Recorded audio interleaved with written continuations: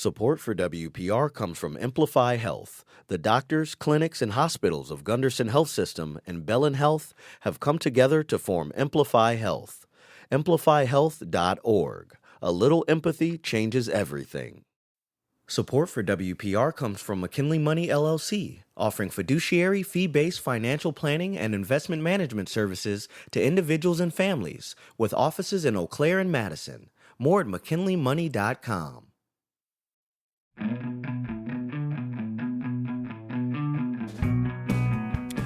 Thanks so much for joining us today on WPR News. Larry Mealer here, and we are going to take up the topic of green burials to begin the show. That often means replacing traditional hardwood caskets with simple cotton shrouds.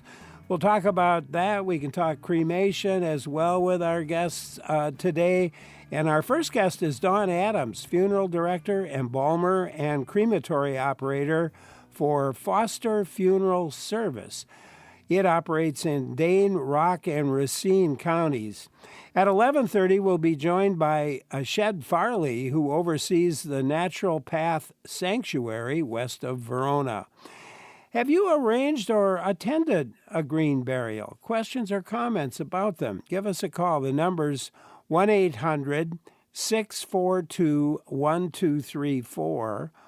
Or you could send us an email to talk@wpr.org. That's talk@wpr.org. Love to hear from you. And Dawn, thank you for joining us. Thank you for having me. Foster Funeral Services, you help arrange services for folks in southern Wisconsin. Do you work with a variety of cemeteries? Yes, sir, we do. Yes, sir.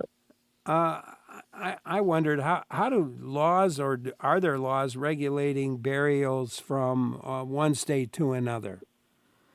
They do vary from state to state. So typically when I have to go to another state, as the directors here at Foster are licensed in Indiana and Illinois, we just connect with that cemetery to see what needs to be done, what they need directly from us before we can proceed with that burial. So it's always good to connect with that cemetery in case there's something different that they want other than here in Wisconsin. Interesting. What might be different? Well, sometimes it's a timing.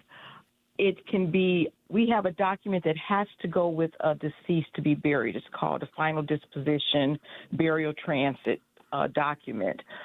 Some cemeteries, they're like, just bring it with you. Some say, can we get it as soon as you have it via email or fax, so they can complete their end of their paperwork. They will let us know in terms of cost so we can discuss additional costs with the family. Should it need a vault, an outer burial container, the size of the casket if it's oversized. Winter weather, there are extra fees sometimes to open a grave. Weekends, there are extra fees to open a grave, and certain times of the day are different. So there's a lot of things that we have to put in place. Yeah, there sure are. Well, you operate a crematory. Why do some people choose cremation over burial? Cremation is extremely less costly than a burial. And a lot of times that's usually why a family may be choosing that. Yeah, that makes sense. What is the process of cremation? The process of cremation, from the time we get the loved one into our care, disinfecting per state law, and then obtaining all the necessary documents. Family fills out paperwork. We enter into the state vital records system. The medical examiner has to see that deceased loved one before they will issue a cremation permit. And then we request that cremation permit from that medical examiner before we are allowed to take the loved one to the crematorium and proceed with the cremation. Yeah. And, you know, some say cremations or crematories release greenhouse gases, carbon dioxide. Of course, that may be a contributor to climate change. How do you address and minimize that? Crematoriums are now the new machines are a little bit different. The way the filters are in there. So yes, there's always going to be some gases coming out of that retort, which is what the machine is called. But it is minimalized. It's not as intense as it was. And nowadays they want crematoriums kind of set away from residential areas as much as possible. And ours is kind of out of the way of a big residential area. Yeah. Well, let's look at green burials for a few minutes. You work with families who wish to have a natural green burial for their loved one. What are Yes, sir. Yeah, what are these initial conversations with family members like? Initially, they'll call first and ask us, do we do green burials? Yes, we do.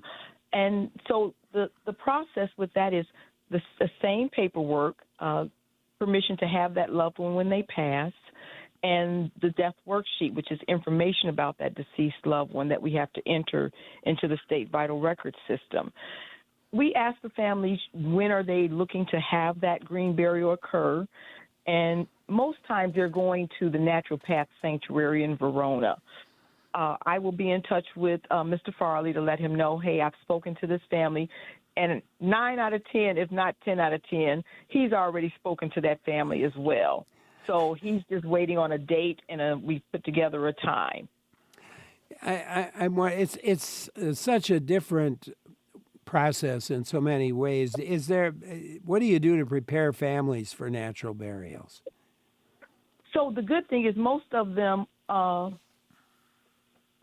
already know that's what they want when they reach out to us. But in seating, they know what to expect. Most of them already know that they need to be shrouded in some type of linen garment. Some families provide those to us when they come to sit with us.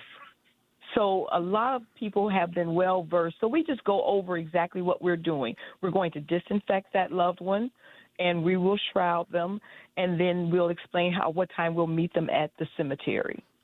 And sometimes I guess there are some biodegradable caskets that can be used, or am I mistaken on that? If a biodegradable casket is being used, say, for instance, even a wood casket, it cannot have any type of metal on it. So no metal screws, nothing like that. And then at that point, I just have to double check with Mr. Farley to see, are we okay with using that casket and provide him with the dimensions, because he'll need that well in advance to opening that grave space. Yeah. Well, you are an embalmer as well. Embalming is not done for bodies buried in natural cemetery plots, I assume, and there are probably good reasons. That is correct. No, don't want to let the chemicals that we use for embalming interrupt into that process when that body is going back into the earth. Dawn Adams, our guest today, funeral director, embalmer, and crematory operator for Foster Funeral Services, operates in Dane, Rock, and Racine counties. And questions for her, I hope you'll join in. The number to call, 800-642-1234, or you could email to talk@wpr.org. That's talk@wpr.org. I'm wondering, how frequently are you accommodating green burials? How frequent? Well, this year we've already done 2 this year, and this is just March. So it does vary. Yeah. Is that number, or are the number of requests for green burials increasing in your mind? I believe so. In our first few years, we may have done 3 in the first 3 to 4 years of being in business. And I would say in the past year to 2 years, we've probably done about 10 easily. So your own service,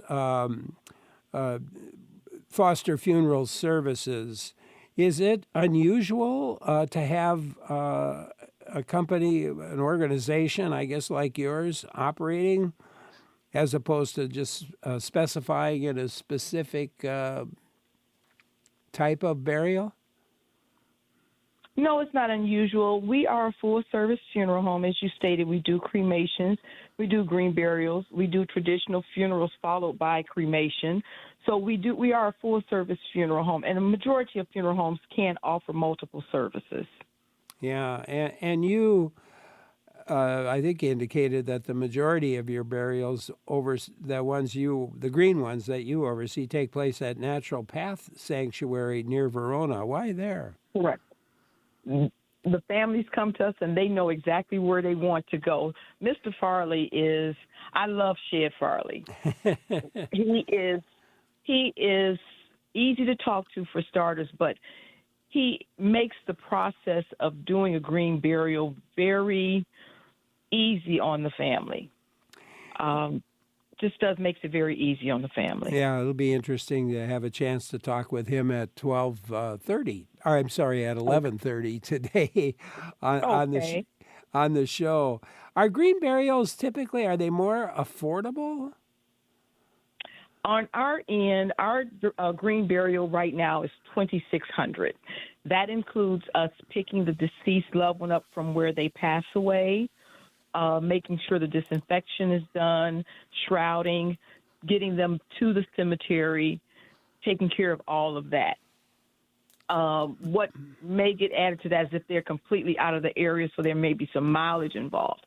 I do not know what Mr. Farley's charges are, so however economical it is, I can't speak to it on the cemetery side. Yeah, well, we'll ask him when he comes on the show.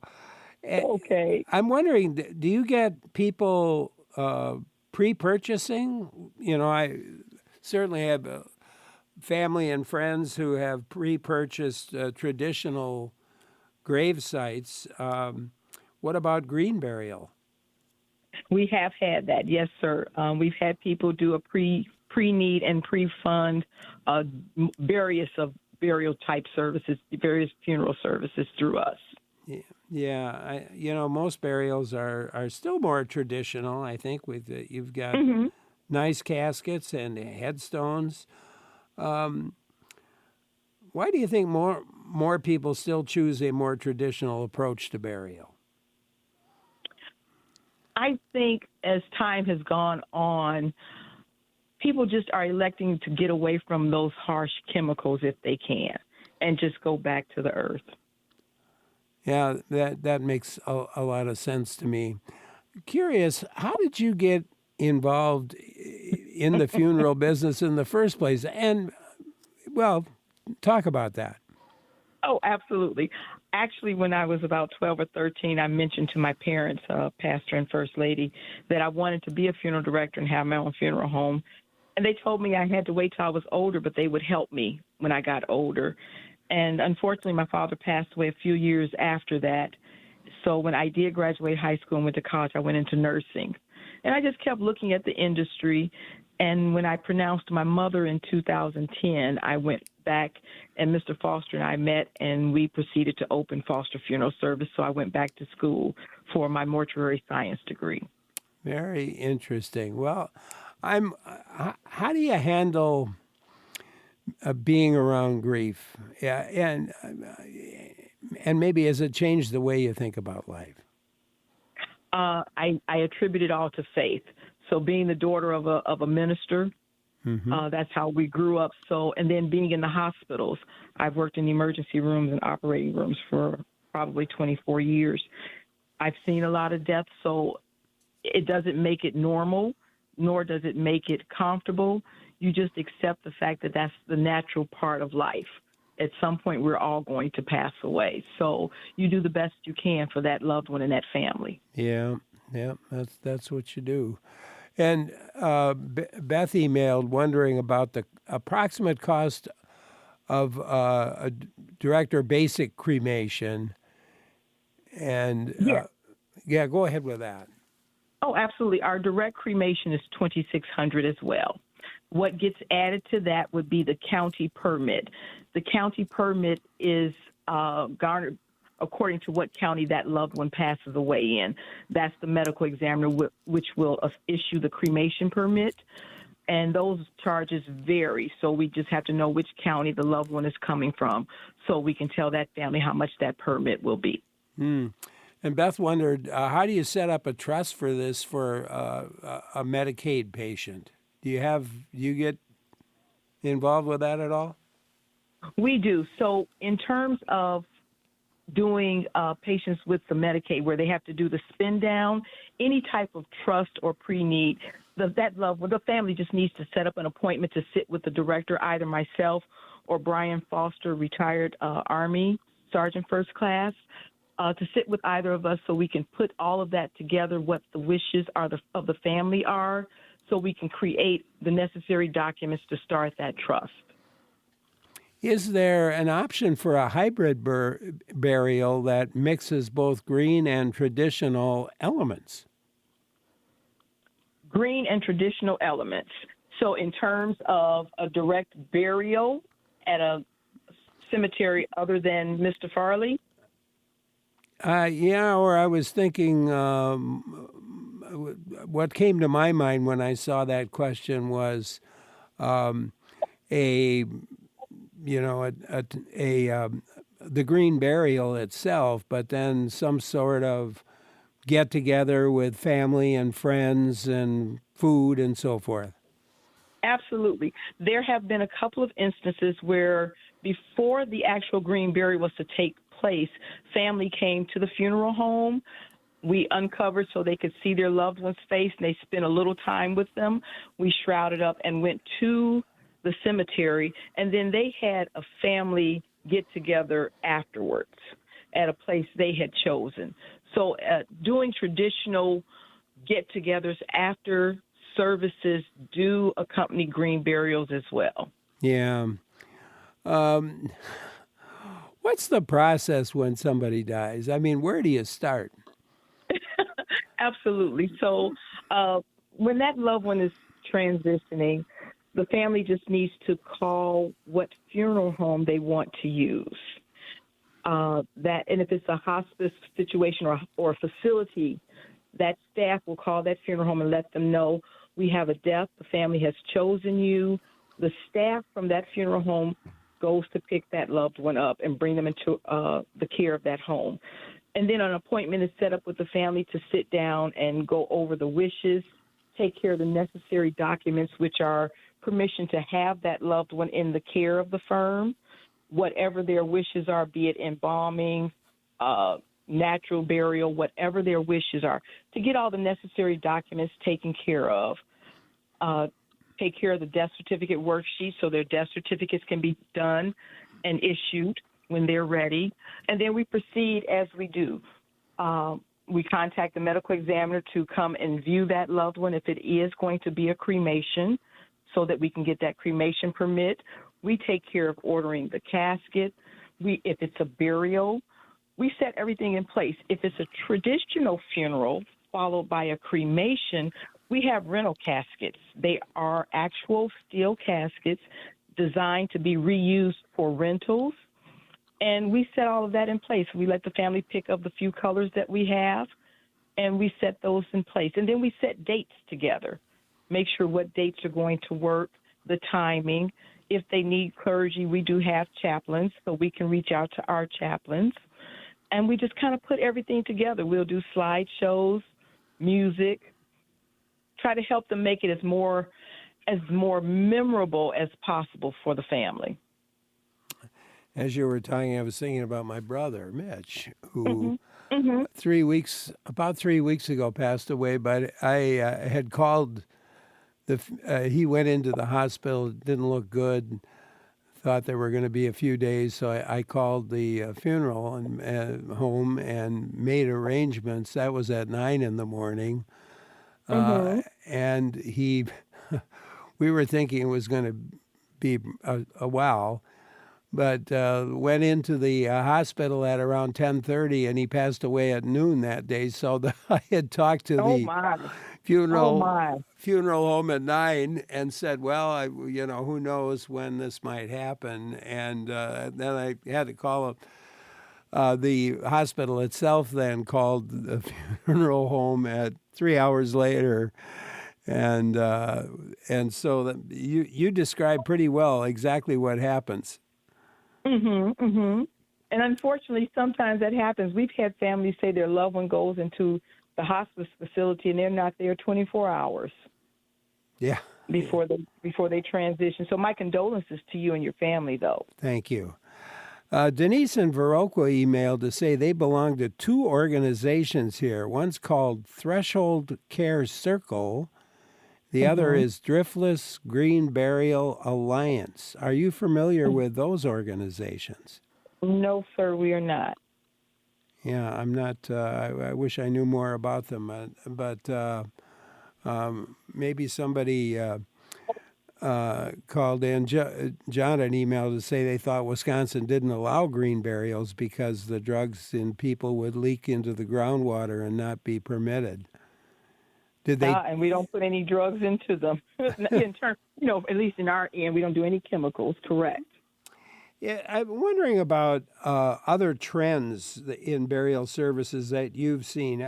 For example, is it unusual to bury an urn containing a deceased person's cremains? It is not unusual. Not unusual at all. So you could put together your own urn, for example. If you had an urn, if you had a vase or a very large one, you could actually have the person buried in that. You can. So here are the issues with that. So the National Funeral Directors Association approves what's called a temporary urn, which is made of durable, hard plastic with a snap-closed lid. Some cemeteries allow those. Cemeteries will allow regular urns that are purchased, metal, wood, marble. The only concern from the funeral home is we need to be in touch with that cemetery to find out if an outer burial container, an urn vault, is necessary to bury cremated remains. And that would be a cemetery-specific question and answer. Yeah. And the purpose of an outer burial container is just to protect that loved one in that urn's ashes against the earth's load. Yeah, that makes sense. A friend of mine died last summer, and was cremated, and Jerry's remains during the funeral service, his son carried his remains in a casket made for a cremated individual, a very attractive casket. Interesting. Yeah, and so that it looked kind of like what you might call a miniature casket. Yeah. But otherwise it was pretty traditional funeral, going to the cemetery and so forth. Yes, sir. Well, I want to thank you very much for being with us today, Dawn, on short notice. It's been a pleasure talking with you. You sound like the kind of person that would be very useful, good to have in a family's corner when the inevitable happens to somebody, a loved one. Thank you so much. Oh, and thank you so much for having me speak with you all today. I appreciate it. Yeah, thanks, Dawn. Dawn Adams is a funeral director, embalmer, and crematory operator. She works for Foster Funeral Services, and they operate in Dane, Rock, and Racine counties. And coming up, we'll be talking with Shed Farley from the Natural Path Sanctuary west of Verona. I am Larry Mealer, and you are listening to WPR News.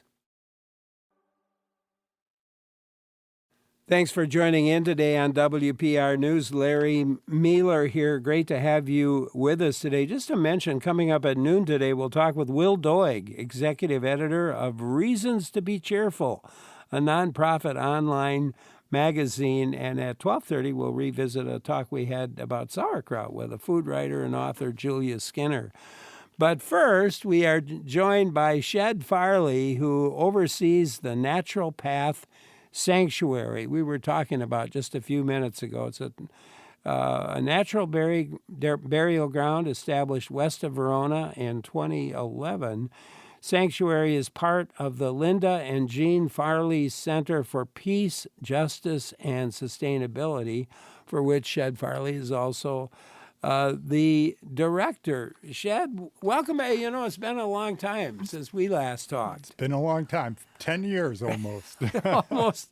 And that's when you joined the same. That's when I joined. So we started in 2011, like you said.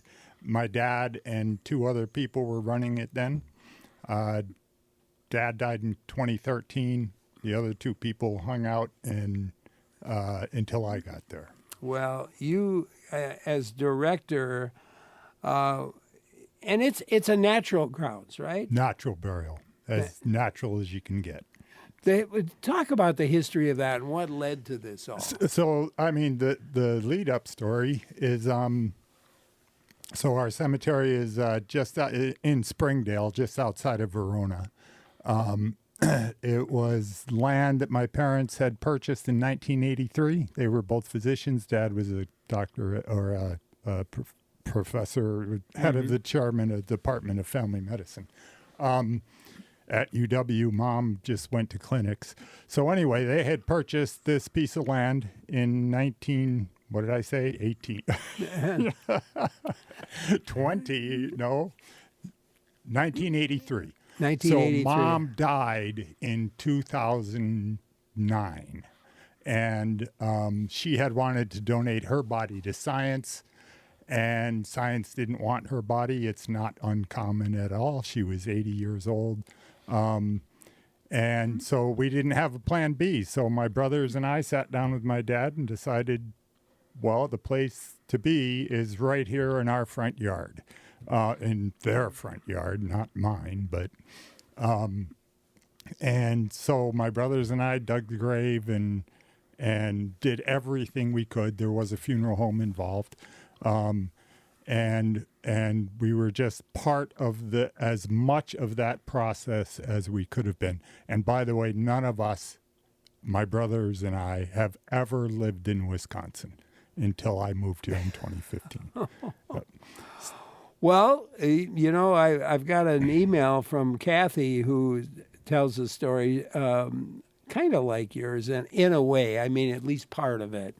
She shared that they buried a close friend at his home on their farm. It was one of the most beautiful and intense events Kathy had ever been involved in. The friend's wife and daughter prepared the body and wrapped him in a silk sheet. Kathy and others gathered flowers, cedar boughs, and apples from around the farm. A neighbor dug the hole with his backhoe. A few days before he passed, the body was transferred to the burial site in the back of a pickup and lowered into the hole. Then they talked about him and read poetry as he was covered with flowers and fruits, and then hand shoveled the soil back over him. It was beautiful and personal. That's a great thing, and at least in Dane County and several other counties. If you have at least 25 acres, you are allowed to bury one person.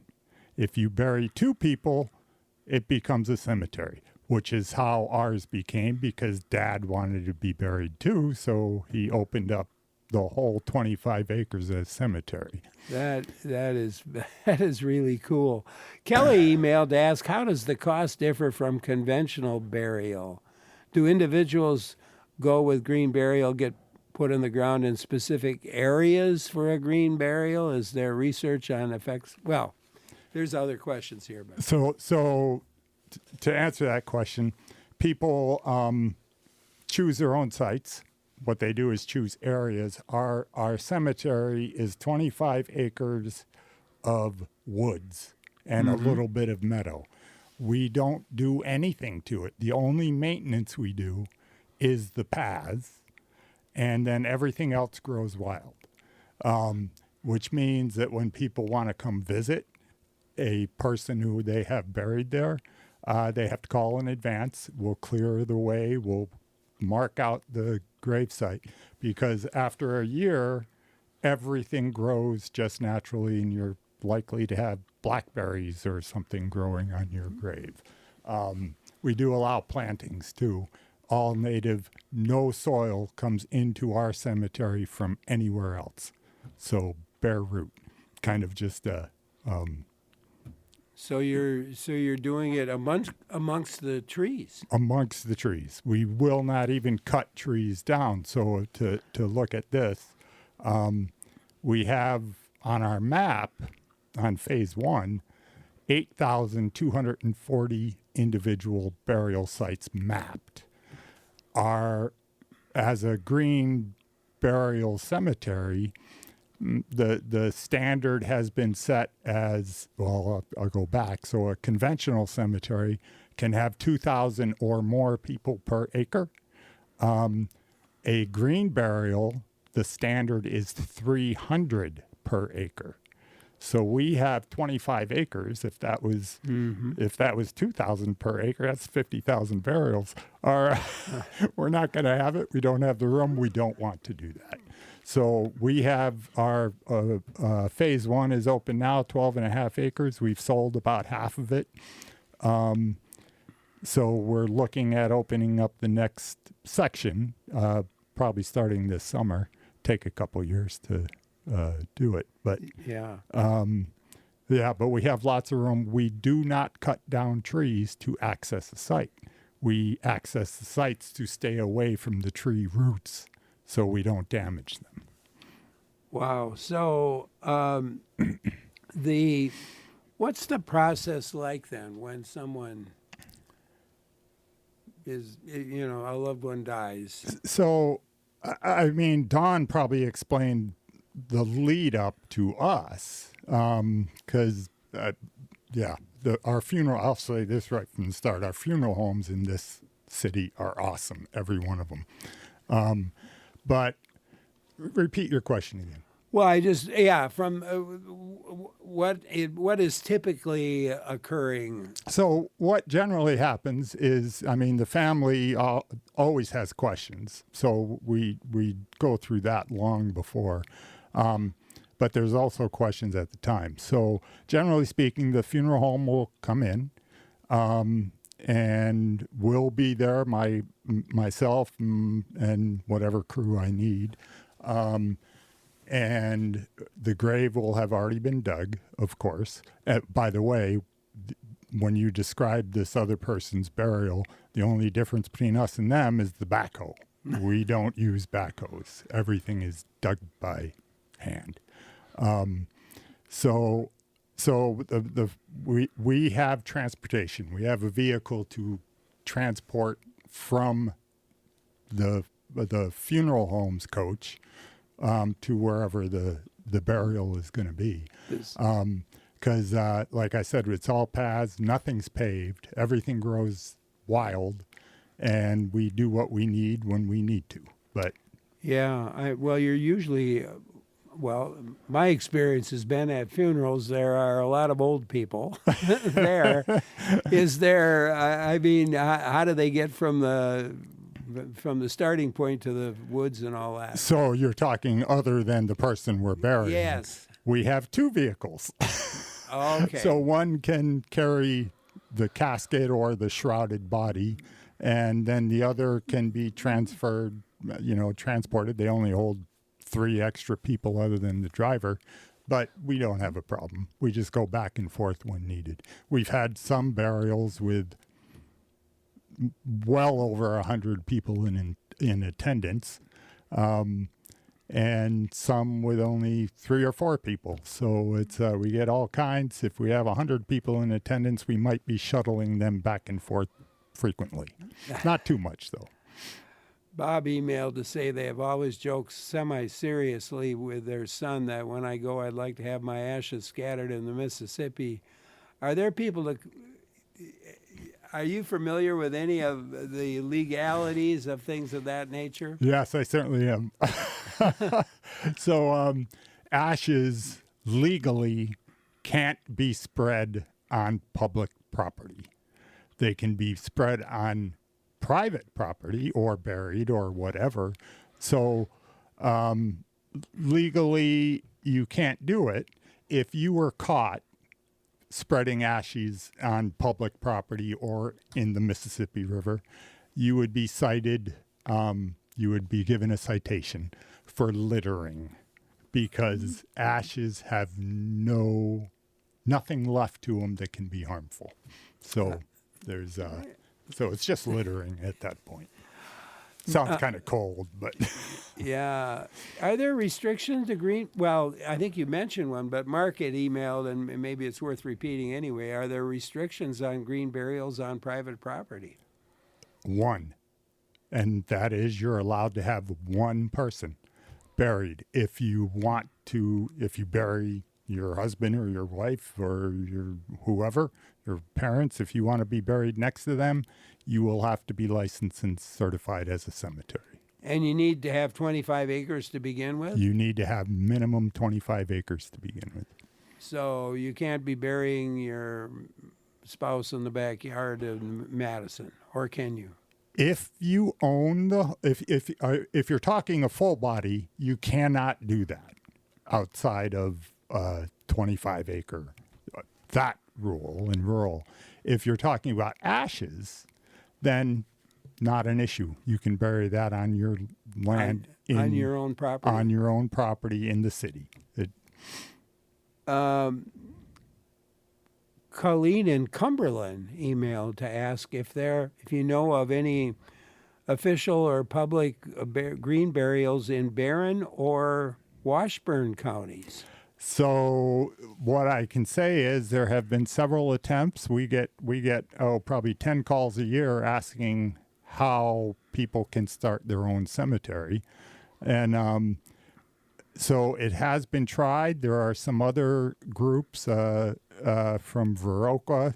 In fact, you mentioned them, or Don, you mentioned them to Don beforehand. And they have done somewhat. They've garnered a section of a conventional cemetery that are allowing them to do green burials. Other than that, there have been other attempts, but nothing has. It's not easy to start a cemetery. It takes a ton of effort, and it takes land. So if you don't already have the land, that's where to start. Our guest today, Shed Farley, oversees the Natural Path Sanctuary. It's located west of Verona, Wisconsin. He's also director of the Linda and Jean Farley Center for Peace, Justice, and Sustainability, which includes the sanctuary. I'm Larry Mealer.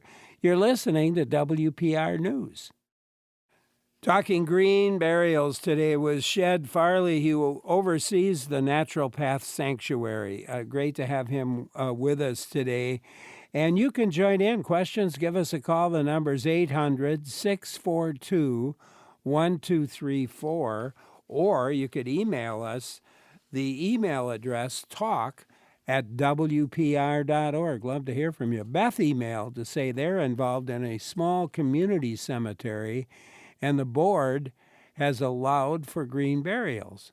They've checked with county and state officials to ensure the legality of the cemetery, and they are good to go. Beth said the big holdup has been getting local funeral directors with whom to collaborate. Beth says they need a licensed funeral director to handle transportation of the body, preparation, and digging the grave.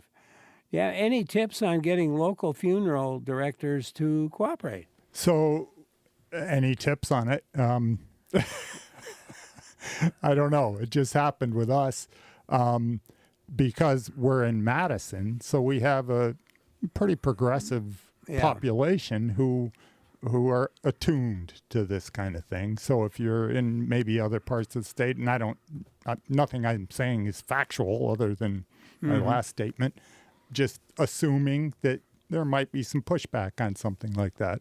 We have had pushback from funeral directors in the past. Very little. They were just concerned. They'd call me and ask me the details, and it takes about 5 minutes to explain the details, and everything's good to go.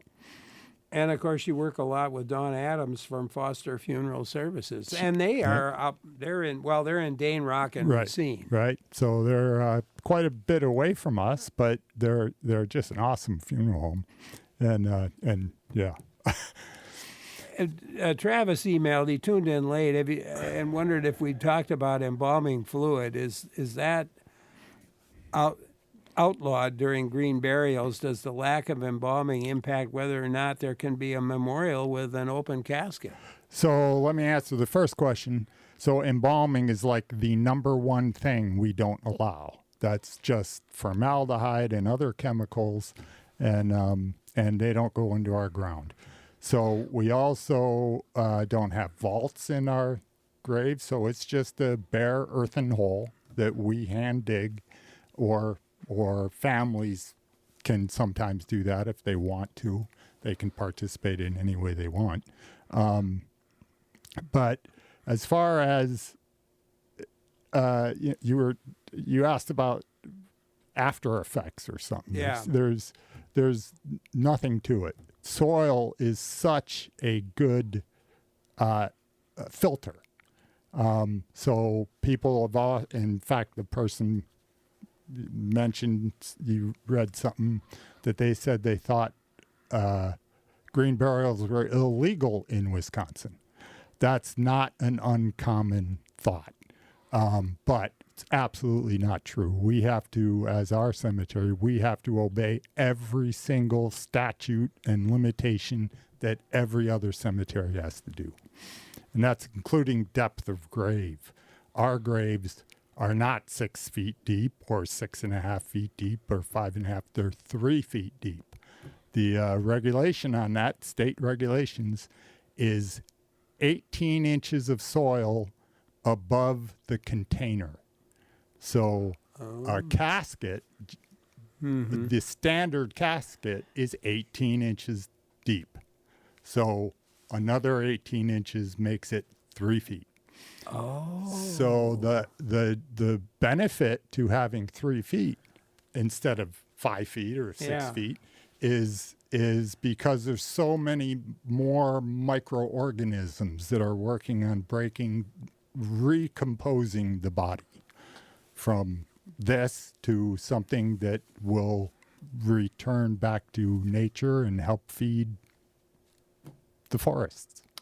Thinking about my brother, I mentioned died a few weeks back, and in terms of, he died on a Thursday, I believe, and we had a sort of a service on Sunday, and because there was no embalming or anything like that involved, he looked like he was just sleeping. I mean, the fact that there was none of that involved made just viewing him at the end there quite nice. Yeah. So, and that's good, because I forgot to answer that part. We do have requests sometimes, and you can have viewings if it's very soon. You know, and you can have had viewings even when it's several days later, just people want to say goodbye. But that doesn't happen as often. And usually the viewings, I believe, are at the funeral home, but not necessarily, because we do it too. And yeah, you're not as, there's absolutely nothing wrong with it. And you're not as made up. You don't have any makeup on, so you're just natural. Yeah. Kathy emailed, and we've covered this a bit, but I guess it bears repeating. How often do families bring the body of the loved one to the cemetery without the use of a funeral director? Is a family direct burial possible? Yeah, in Wisconsin, that is possible. It's a family member has to take all the responsibilities that a funeral home would otherwise have. That includes quite a bit of paperwork that has to get to the right places. Plus, it includes all the transportation. So wherever that person dies has to come to the other person's living room or such, funeral parlor, which they used to be called, and prepare the body. So we have had probably 30 of the close to 500 burials we've had. About 30, maybe a few more, have chosen the family funeral option. And we totally agree. That's a great thing if you're into it not to save the funeral home money, but for your own satisfaction. If you're only doing it to save money, we don't recommend it. No, I would not want to do it myself Right. because you're not in a good state to begin with. Not always. You know, and regardless, even if you know a death is coming, it's I mean the paperwork on that would not be something that I would want to do myself, for sure. Our paperwork is very simple. The funeral home end of it, they have a lot more. Yeah. Jim in Appleton has something. Jim, hi. Hi, I'm here. Yeah. So both my parents are buried.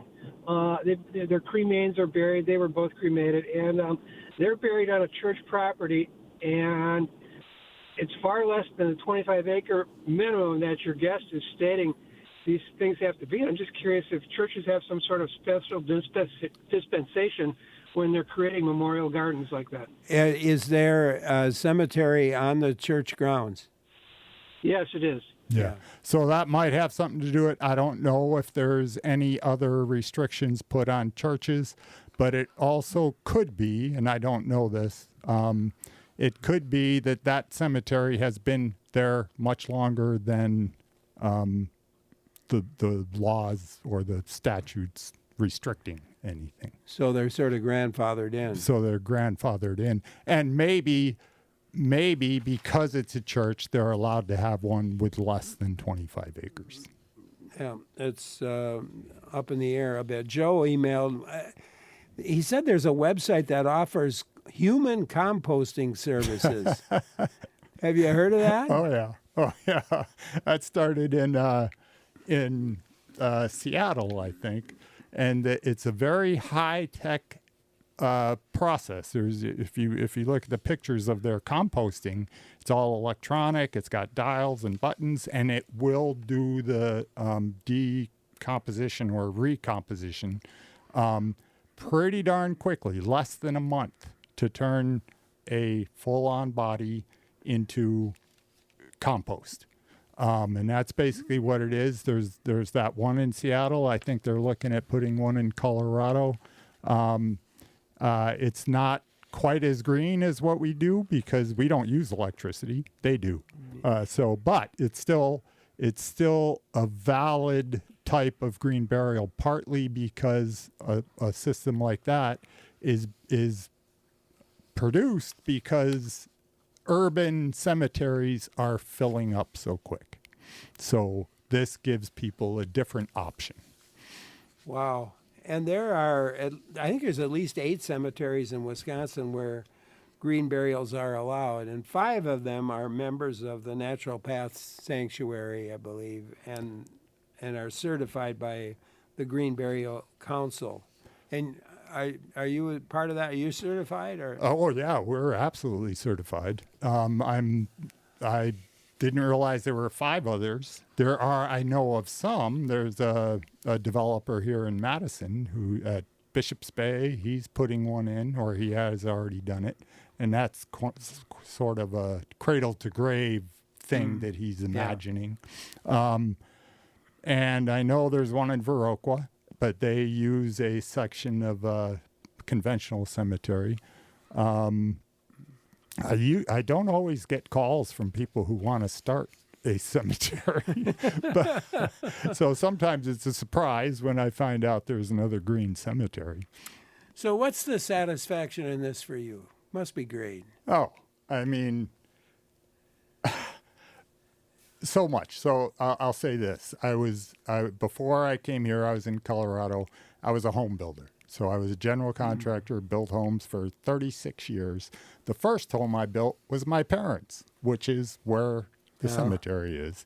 And so coming back to it, after my dad died, all my brothers were pushing me to come take over, I think because they just didn't want to. But I'm so glad I did. My wife is also part of it. She's our program director. And it's just been as fulfilling a career as I could have ever imagine. Yep. And I get outside. I'm outside all the time. I'm too much in front of the computer these days. Shed, it's been a pleasure talking with you again. Been a long time, but good to see you again. And we'll probably do this down the road. Thank you so much. All right. Come visit sometime, Larry. Shed Farley is overseer of the Natural Path Sanctuary west of Verona. Great to have him with us today to talk about green burials. Coming up, we're going to take a look at a publication that's all good news. I'm Larry Mealer for WPR News.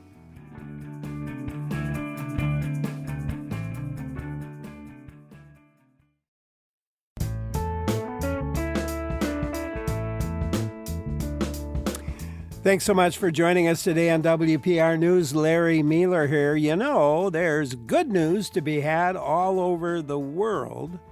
And today we'll tell you where to find it with our guest, Will Doig, executive editor of Reasons to be Cheerful. It's a nonprofit online magazine.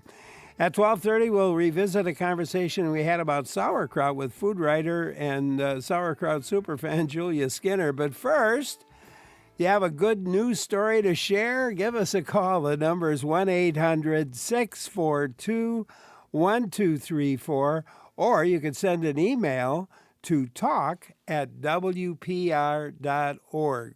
Will Doig, thank you for joining in today. Appreciate it very much. Great to be here.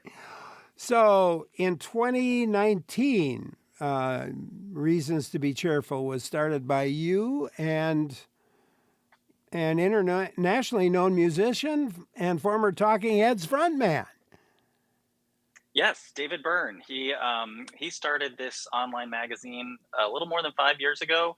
After starting it, even before that, as a personal project where he was really just trying to find some good news out there when most of what he saw in the news wasn't that good.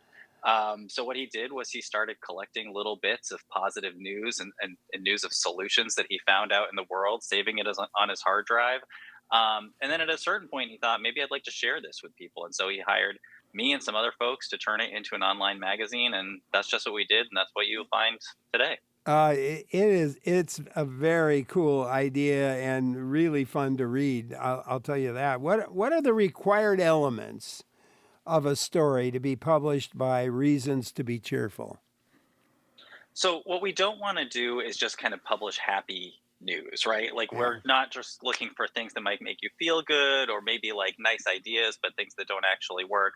Our real requirement from every story is that it has to be about a solution that has been implemented and has shown evidence of success, so that everything you find on the website, you can know is actually out there working and making a positive impact on the world. And by doing that, then we can ensure that we're bringing the same sort of standards and rigors of conventional journalism to what we call solutions journalism, so that people take it seriously. Yeah, it's a great idea, a great concept. And you're an independent, you're a nonprofit outlet. How do you pay the bills?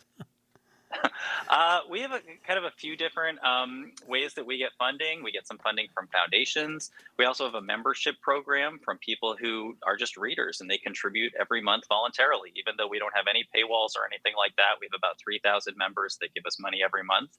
And then we also do live events in various cities around the country where we'll come to your city and we'll talk about a solution that's happening where you live. And then we, make some money from that too.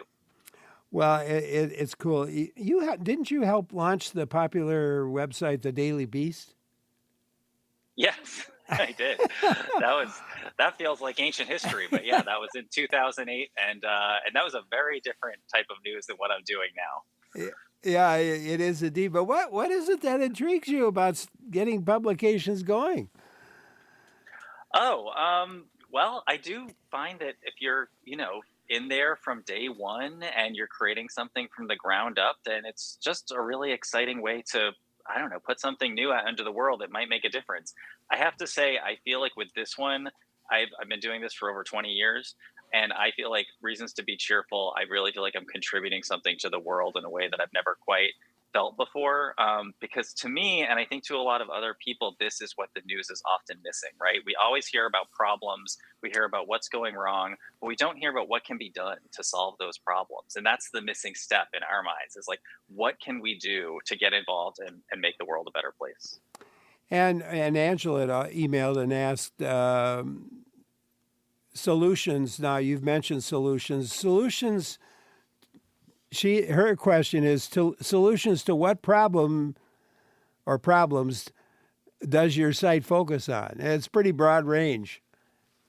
Yeah, as far as topic goes, we are really open to almost anything, right? We cover climate and environment stories, we cover public health, we cover education. As long as the solution has been put into practice and is working, then we're interested. Now, there's a few things we wouldn't cover, right? Like we wouldn't cover a solution where you'd have to be a billionaire to make it work, or that Yeah. it could only work in one particular place. It has to be something that people are doing either in their community or maybe an organization, and something that could be replicated elsewhere. Like one of the things we find is that people will read our stories and then we'll get an email from them saying, "Hey, I read about a solution you talked about in Wisconsin, and now in my town in Ohio, we're doing that too." And that is our kind of our sort That's of gold standard, right? That's what we yeah. want. Yeah, absolutely. And we've got some great examples to talk about from the magazine. And the first one is close to home here in Wisconsin. In late February, you published a story with the headline, "No Spare Parts, How Great Lakes Fisheries Are Creatively Minimizing Waste." And the story about a fishing industry in Iceland inspired what is now going on in the Great Lakes. Yeah, this is not something I had ever really thought about myself, but a lot of the fish that get caught for seafood, most of that fish doesn't end up getting used, or it gets turned into fertilizer or something like that, because that's a way that fisheries can dispose of it without having to pay a lot of money. And then somebody went over to Iceland to see what they do, and Iceland a few years ago put some pretty strict limits on the amount of fish that their fisheries can catch. And so what the fisheries did in response to that was they said, we need to use more of the fish that we are catching. And so they started using the whole fish, every part of the fish they would find a different use for. And that might be something like, gelatin or collagen being extracted from them to be used in cosmetics or in health supplements, or it could be fish leather that they actually use to make clothes from. Either way, they found all these different uses for the fish. And so somebody from the Great Lakes region was over there talking to them and thought we should be doing this too. And they have now gotten 90% of the commercial fishing companies in the Great Lakes region to sign this pledge to use 100% of the fish that they catch by the end of this year. It's absolutely amazing to me, and those products. I had not thought about, and I guess I probably should have known this, but the skin of right. the fish. Like who think? Yeah, I mean, you don't think about that as being usable, but I guess that it is. And often, sometimes it's not that we can't do these things, right? It's that we're not incentivized to, or that nobody has thought to do them. And all you need is that spark of inspiration from another place doing it, and then you think, oh, we could do that too. And I guess skin is, and I was reading this. The whole story was really interesting to me because it's actually something that's been, it wasn't just invented a year ago. I mean, this is something that was traditionally back in native times done. Yeah, I think that a lot of these solutions have been around for a long time. We actually have a special series that we're running right now that is about very old solutions that we could use for modern problems. And a lot of the time, the things that we are struggling with, these are problems that have been dealt with for centuries and that people have found interesting solutions to. All we have to do is dig them up and publish them. Yeah, and the environmental benefits on this side of reducing the fish waste, is large.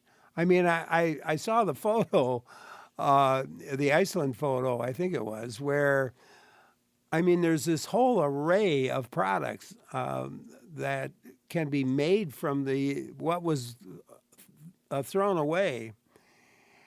And the Iceland guy said, we also wanted something to do to honor the fish. Yeah, that's right. I think that there's a growing awareness among a lot of people that, the way that we treat the environment, not only is it not working for us, but it's just not the right way to, live in the world. And so I think part of this solution was really about honoring the fish, and the people who work in this industry, they're the closest to it, and I can see how they would really feel connected to it in a way that they wanted to honor. Yeah, so that is a great story, and we just touched on the basics of it. You can still read that story online at the magazine. So, reasons to be cheerful. And I guess if you go to what's the best way? Just type in reasons to be cheerful. You could just Google us. You could type in reasons to be cheerful.world, which is our URL. And once you're there, you can sign up for our newsletter, which comes out once a week and compiles all the stories that we publish that week. And if you really like us, then you could even become a paying member and support us. And I haven't signed up yet, but I'm going to sign up right after the show.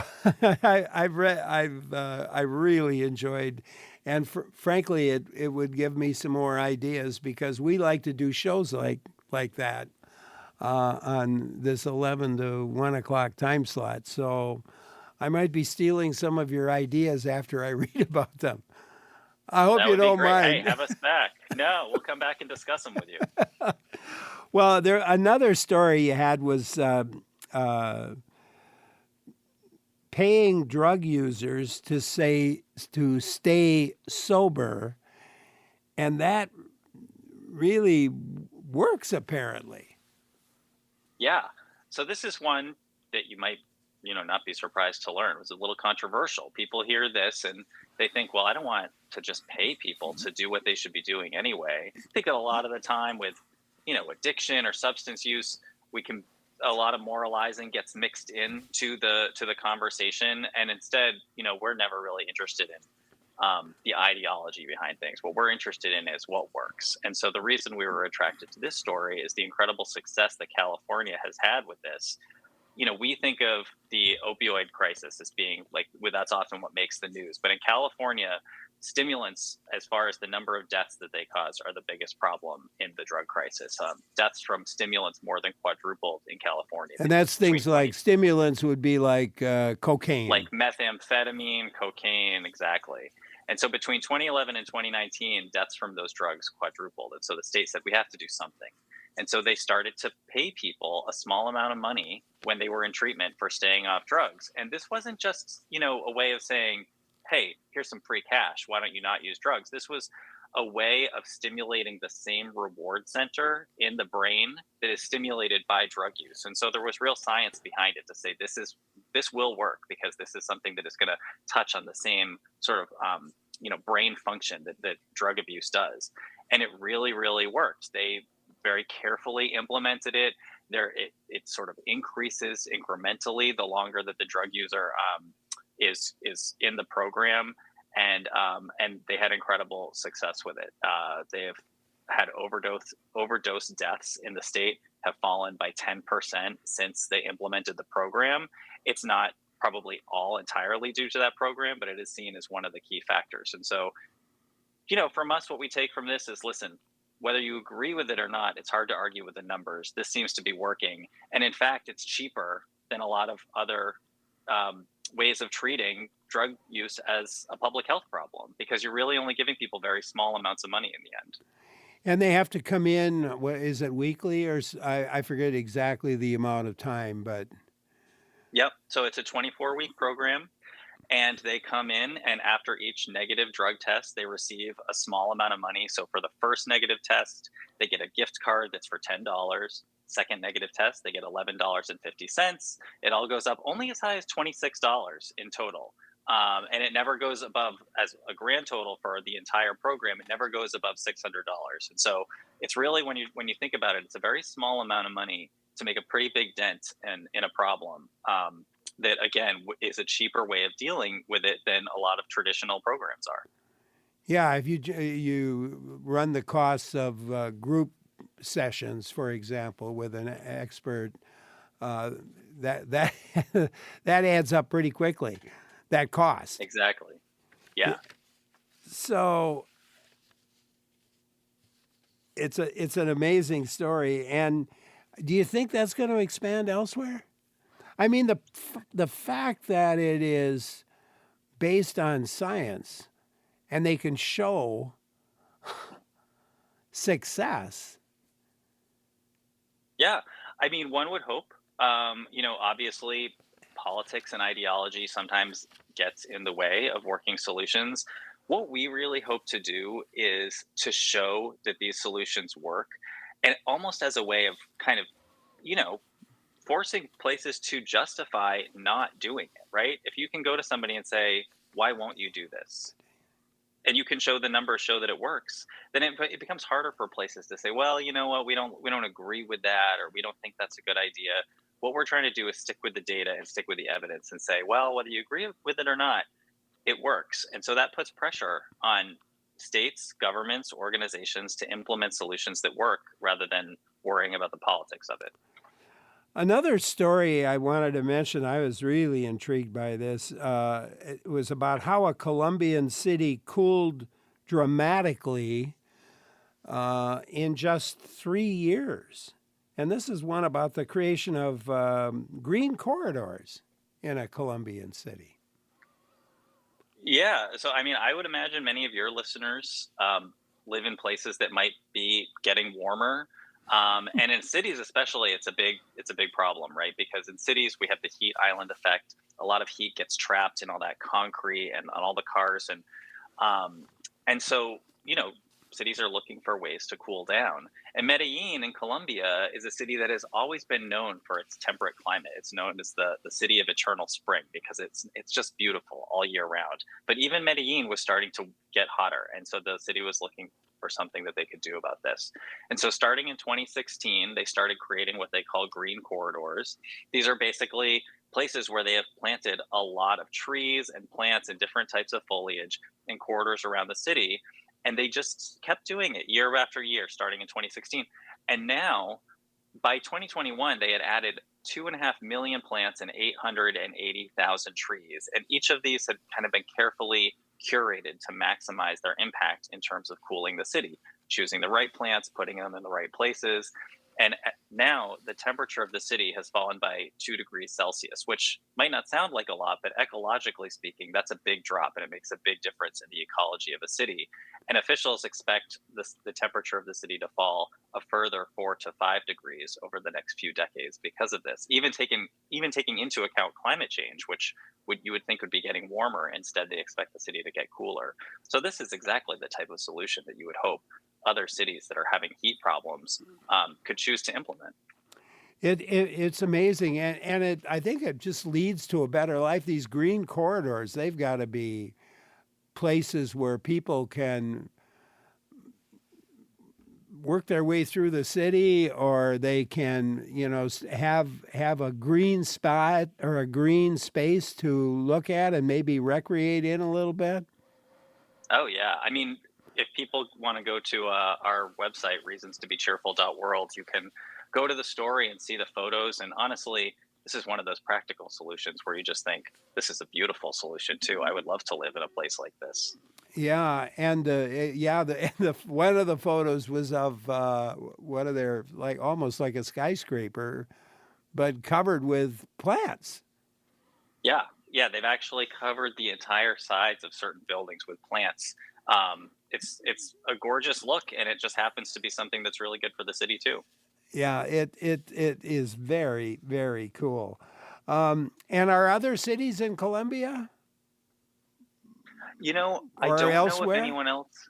I don't know if anyone else in Colombia is doing this. I think it's the type of solution that probably takes a real commitment from the city to do. So I'm not sure that it's spread elsewhere. I would suspect that it's being done on a smaller scale in other cities because Medellin is quite a big city, and they might be the sort of the test case to see if this can be done on a really large urban scale. Another story you brought to our attention describes a couple in England who started a wild hedgehog rescue and rehab center, and they named the center Prickles in a Pickle. Tell us about Judy and Alan Oliphant. So this story is about hedgehog highways, which is a real thing that exists in England. Hedgehogs are a really, like a very prominent species in England and in cities in England. They're everywhere.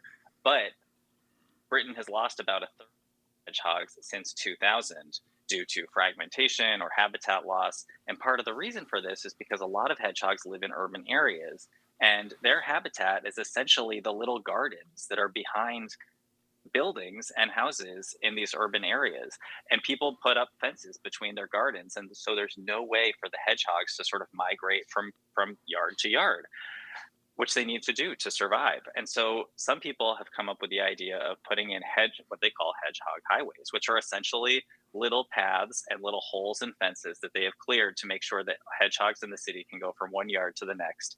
And it has been not only cute, but incredibly successful. So they found in a 2001 study that more than 120,000 of these highways are now connecting 240,000 gardens across the UK, allowing hedgehogs to move from place to place.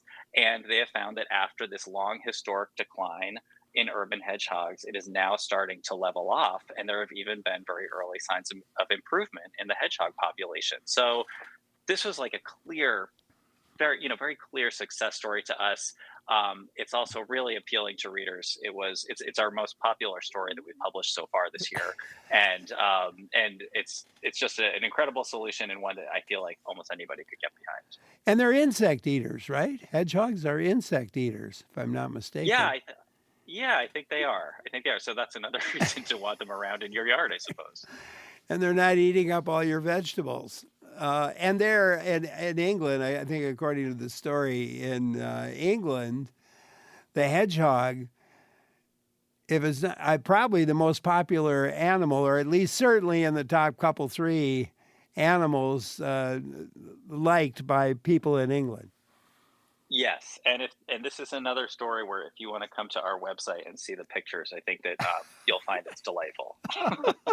Even the hedgehog highways, the little holes in the fences, people will put up like a little tiny plaque above the hole that says hedgehog highway, which is to ensure that nobody blocks that hole so that the hedgehogs can continue to come through. And there's even little hedgehog houses and... Yeah. I mean, there's an entire, like, almost miniature society of hedgehogs going on in these gardens. I love that story. You must get a lot of. It must be fun to have a job in something in a magazine like this. I mean, I have to say it's great. To get to think about ways that the world is getting better rather than worse is a real gift as a journalist, and I think it's pretty rare in journalism. But yeah, it's the fact that we are reporting not just on news that makes you feel good, but news that is actually making a positive impact on the world. It's a great combination, and I honestly think that solutions journalism is starting to catch on more. I've noticed more mainstream news organizations starting to incorporate it into what they do. And part of that is because people are starting to tune out the news a little bit. There was a study by the Reuters Institute a couple of years ago where they asked people, are you paying attention to the news? And 36% of people said, no, I'm not paying attention anymore because it's too negative. But about half of those news avoiders said, I am interested in news that offers solutions. And so I think that solutions journalism is starting to catch on and that there's more demand for it. I agree with you, Will, and thank you so much for being with us. Will Doig is executive editor of Reasons to be Cheerful. It's a nonprofit online magazine. As I said, I'm going to sign up for it as soon as the show's over. Will, thank you again. Reasons to be Cheerful, the name of the magazine. I'm Larry Mealer for WPR News.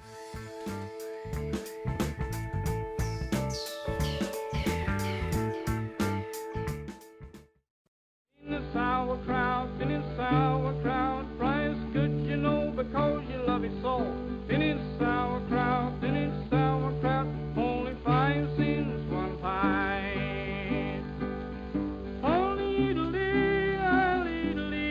I'll eat a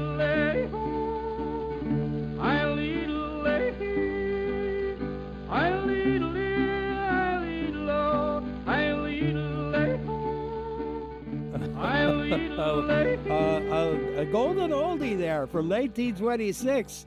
Riley Puckett singing the song Sauerkraut, which brings us to our show today. And we've got some kind of interesting news about sauerkraut, and we got some lots to talk about, actually, with our guest. There was a leading maker of commercial sauerkraut, moved its headquarters to Madison, expanded its factory in northeastern Wisconsin. And I guess what could be more appropriate for the state that is already home of the bratwurst capital of the world? Larry Mealer here, joined by Julia Skinner. Julia is a food writer and author of the book Our Fermented Lives, a history of how fermented foods have shaped cultures and communities. She's also written an article titled A History of Sauerkraut. Maybe you love sauerkraut, maybe you don't. If you love it, do you buy it or you make your own? We can talk about making it too. And is bratwurst a proper bratwurst without sauerkraut? Julia Skinner, thank you for joining us today. Thank you so much for having me. We have Fermented Food Holdings has moved its corporate headquarters from Miami, Florida to Madison, Wisconsin, and the company plans to significantly expand the sauerkraut making plant it bought in northeastern Wisconsin a couple of years ago. Are you surprised to learn that sauerkraut production is increasing in a state like Wisconsin? I am not. The Midwest, I mean, there's a lot of sauerkraut in the Midwest, and there has been, for over a century. So it seems like the perfect place for it. Yeah, I know the governor, Tony Evers, said it only makes sense that one of the biggest makers of sauerkraut would want to be based in the state that has the home to the bratwurst capital of the world, Sheboygan, Wisconsin. That must make sense to you as well. Oh, yes. Yeah, absolutely. How were you introduced to sauerkraut? So I lived in Iowa for years. I live in the South now, but years ago, probably 20, 25 years ago, I had a garden at my apartment in Iowa, and I planted cabbages. And while all those cabbages were ready at the same time, it's like, well, what do I do? One of my friends who had grown up on a farm, she's like, oh, well, that's when you make sauerkraut. And she taught me how, and here we are. All these years later, you're still at it. Well, you have such an interesting life story. If we got into that, we'd take up the whole half hour. But how you got into the history of sauerkraut, let's talk about it. What are the origins of sauerkraut? So sauerkraut, we usually associate it with Germany and with Eastern Europe, right? But it's actually thought to be from China, and then was brought over during the Mongolian invasion, and people there started making it. In Eastern Europe started making it, and then here we are. People are still making it, and as people from Germany and Eastern Europe spread around the world, they brought sauerkraut with them. And the Europeans did change the way that sauerkraut is made, did they not? They sure did. So originally, it's believed that it was made pickled in rice wine vinegar. But then, of course, in Eastern Europe, you don't have rice wine vinegar. That's, more of a Chinese cuisine ingredient. And so what probably happened is people started making it in brine, which is just salt water instead, and then let it ferment, and you got, not the same result, but the same sourness. Yeah, I think, well, I like sauerkraut, and I like it on bratwurst, but I like it in other ways too. So, fermenting versus pickling. Fermenting and pickling are two ways to preserve foods. So what's the difference? So pickling is sometimes called quick pickling, and the reason it's called that is because basically it's a quick version of creating the same sort of preservation environment in your food as you make with fermentation. So with fermentation, with what's called lactofermentation, which is what sauerkraut is, you use your brine, your salt water, you pack your vegetables in it, and then beneficial bacteria, the lactic acid bacteria, go to work eating the starches out of that. And as they do, they create a more acidic environment. And quick pickling is just that brine, again, that salt water along with vinegar. And so it mimics that, but without the waste. So you don't have the waste that way. There's another, and by the way, how healthy is traditionally fermented sauerkraut? Oh, it's very healthy. It's interesting because the more we learn about traditional ferments, the more we learn how good they are for our bodies. And sauerkraut is a good example of a food that's prebiotic, so has some of those good digestive supporting fiber, dietary fiber, and probiotics that you kind of get a lot going on there at once. Another fermented food owned brand is Flanagan Farm Organic Kraut. It was more than 100 years ago that the Irish brothers Dave and Henry Flanagan started the sauerkraut business in Bear Creek, Wisconsin. How did the Irish come to love sauerkraut? Well, I mean, I think, the same reason a lot of us came to love it is it's delicious, but they also, cabbage grows in relatively cool areas. And, I live in Ireland part of the year, actually, and cabbage is pretty common because it grows well there and it's, pretty affordable and, it's around. So it makes sense that people would be making it in Ireland too. Yeah, and it's often served with corned beef, which is an Irish specialty. And, of course, in Reuben sandwiches. And I have a Reuben chip casserole that involves sauerkraut as well. Oh, do you put it on top or do you mix it inside? It's layered inside. Okay. Along with the corned beef and some cheese and some dressing, that is used as well. And it's I think I've used Russian a lot for some reason for the dressing. I'm not sure why, but I'm telling you, good. it's my children's favorite casserole, and in fact, one daughter makes it for Thanksgiving. Amazing. That sounds good. Oh, it is very good. Do you know anything about the Flanagan Farm Organic Kraut? It's over 100 years old. I don't know anything about that particular brand, but they sound like people I would probably get along with. What else can you put sauerkraut on? Jeff says a friend of his puts it on his popcorn.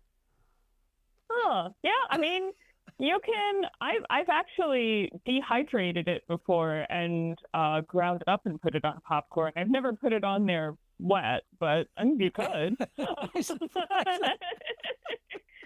Oh my gosh, Julia Skinner, our guest today, food writer, author of the book Our Fermented Lives, a history of how fermented foods have shaped cultures and communities. What do you like or not like about sauerkraut? Maybe you want to know about making it. I'm Larry Mealer for WPR News.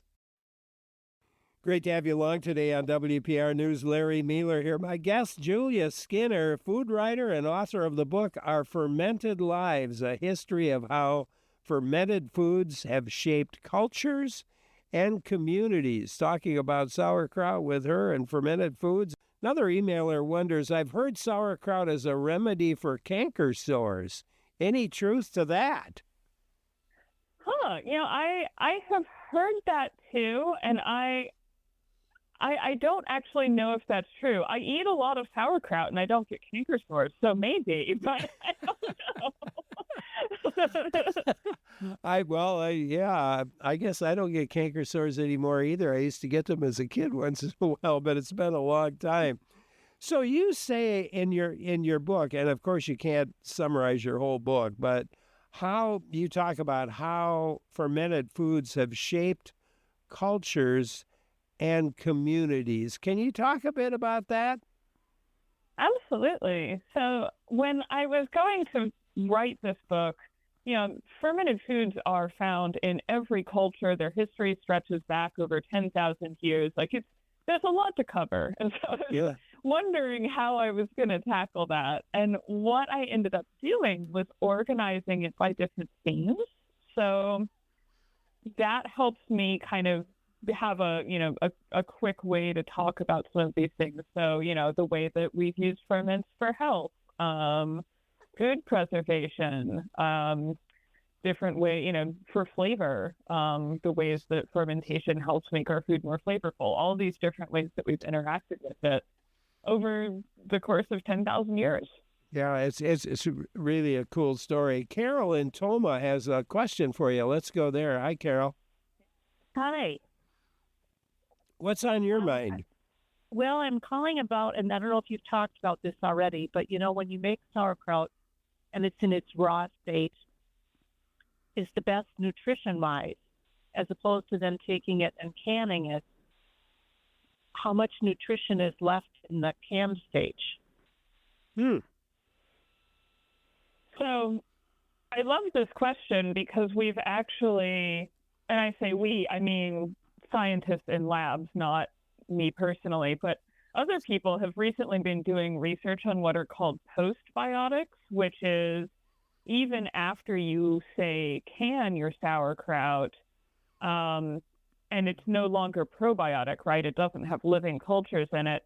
Those postbiotics, the fact that it was fermented, apparently still has a positive impact on our health. And so while, as far as we can tell, the healthiest way to have it is still in its state where it does have those living cultures intact, if you do can it, I mean, one, it'll still be delicious, and two, it might still have some health benefits too.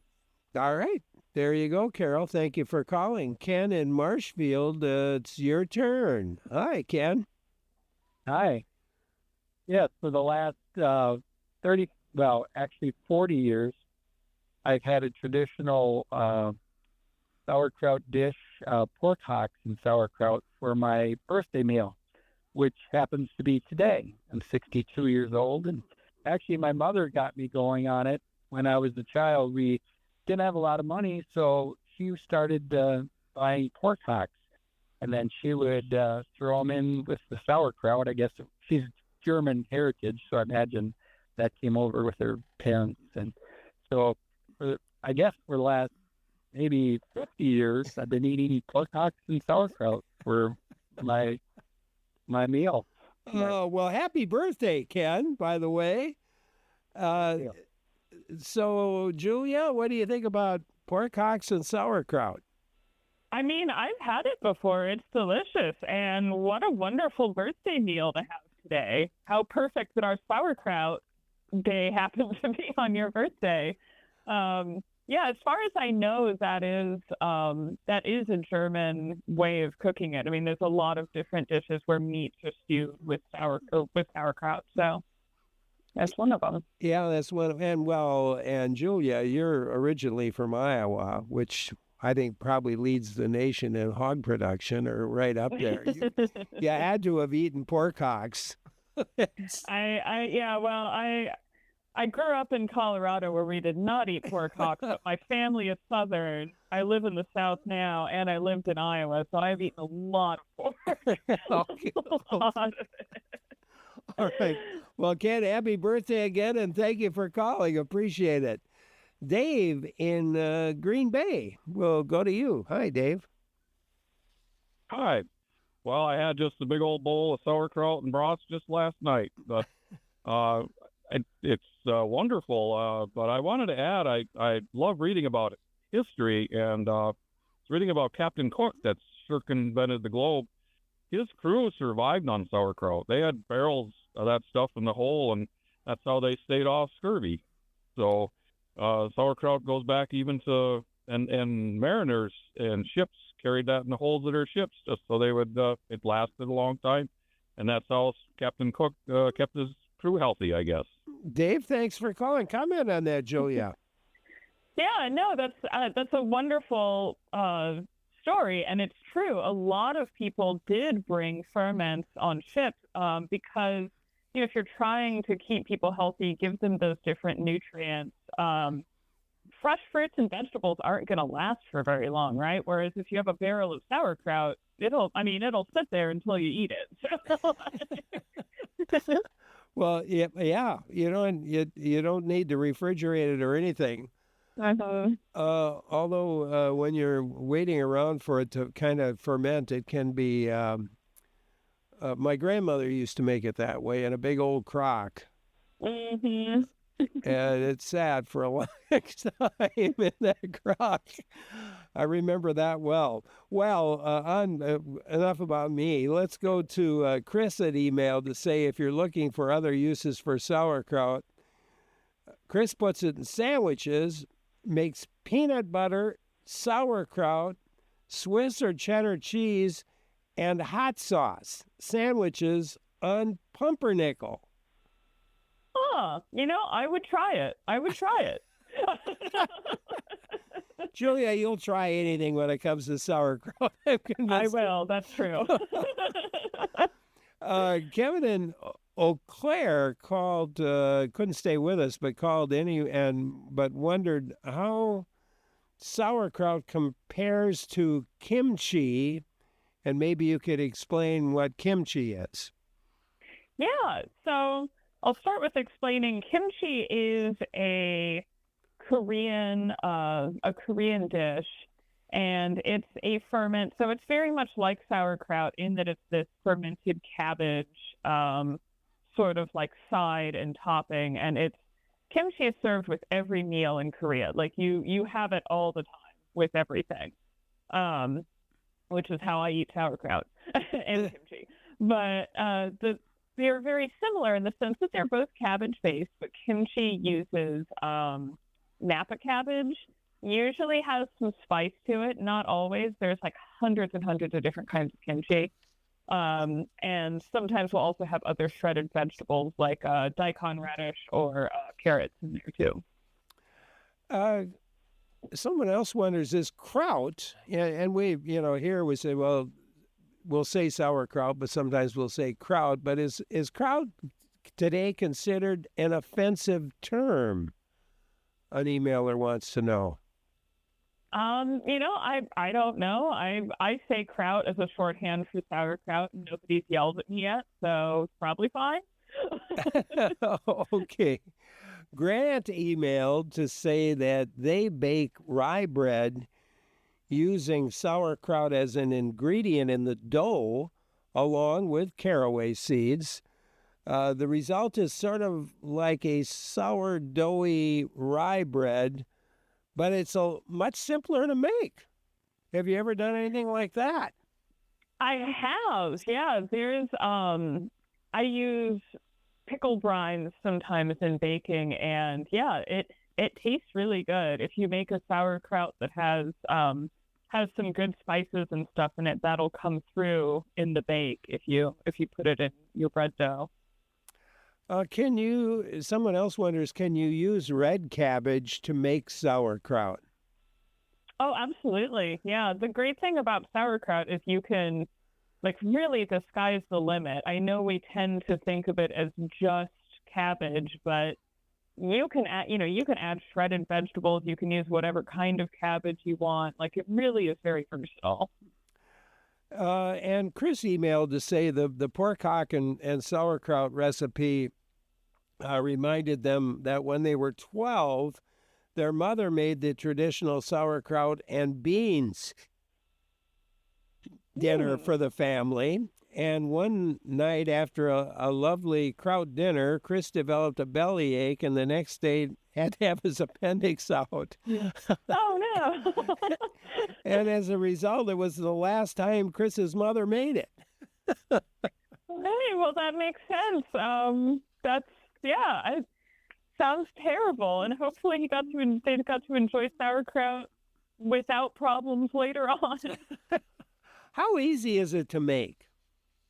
Oh, super easy. All you do is you take salt and you massage it into the raw shredded cabbage. And what that does is that pulls the water out, and so it creates that brine, that salt water, and then you pack it into a jar or a crock or, whatever. And pack it down until that brine completely covers it.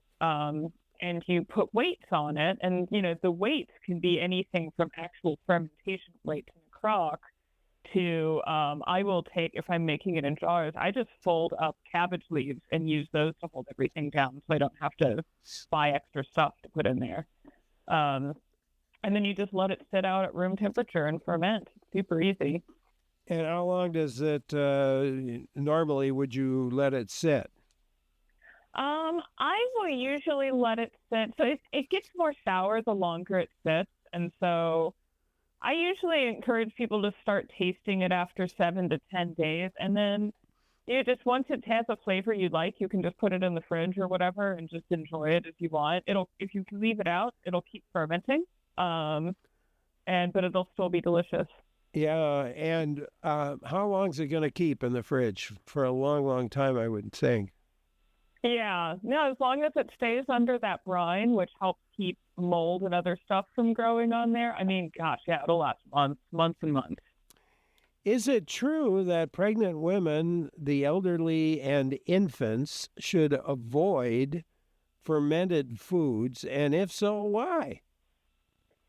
So there is some guidance that says that people who are vulnerable health-wise should limit or avoid ferments because the probiotics in them. So there's diverse microbial communities in there, and if your body is kind of struggling, and there's maybe I don't know, maybe it just doesn't work with your digestion or whatever. As far as whether or not they should, I mean, I think that's probably a question for their doctors.